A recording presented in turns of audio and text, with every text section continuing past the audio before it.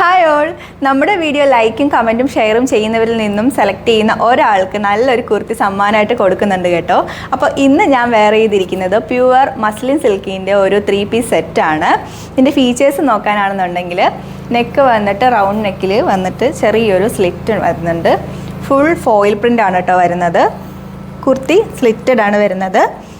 കുർത്തിയുടെ തന്നെ ഫാബ്രിക്കാണ് ബോട്ടത്തിനും ദുപ്പട്ടയ്ക്കും വരുന്നത്.